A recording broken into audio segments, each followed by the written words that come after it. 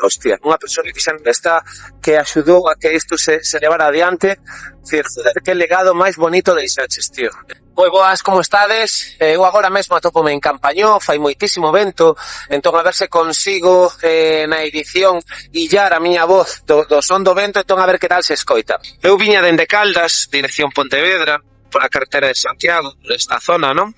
Mientras conducía de reollo, algo me chamou moitísimo a atención, verde brillante, que me fixo girarme e decir, buah, ese manchón, que, o sea, porque non coñecía, non era consciente.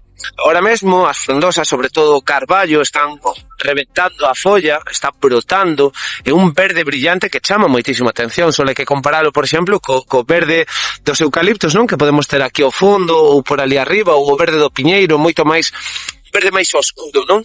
Eu non coñecía esta zona, entón, bueno, pois, cambiei ruta, aquí abaixo está, se vos dades conta, o polígono do Vao, a autopista, autoestrada, e empecé a pistear hasta coñecelo. Donde me atopo? Atópome no Parque Forestal da Tomba. En Pontevedra hai dos parques forestais, está o da Fracha, na zona de Marcón, está o da Tomba, que é en Campañó. É unha iniciativa que foi cedidos máis de 80 hectáreas por a Comunidade de Montes de Campañó ao Concello de Pontevedra, onde se fixo, bueno, pois unha posta en valor deste entorno, con cartelería, reparación de pistas, plantación de máis de 20.000 árbores de especies autóctonas.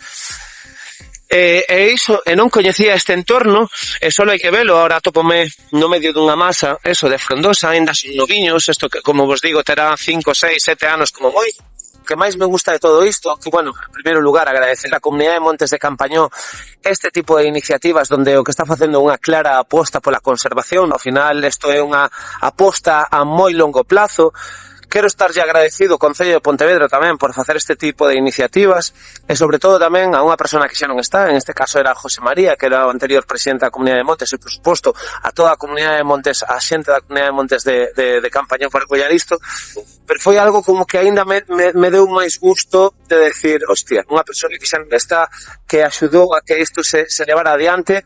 Dicir, joder, que legado máis bonito deixaches, tío. Entón, bueno, quero compartir isto, animar a xente que non coñeza pois o Parque Forestal da Tomba a chegarse hasta aquí, ao final, coñecer este tipo de iniciativas, que só hai que velo, por moito que non controle unha persona, ver este verde brillante no medio dese verde tan oscuro, bueno, pois, se isto é así de bonito agora, imaginadvos dentro de 15 ou 20 anos.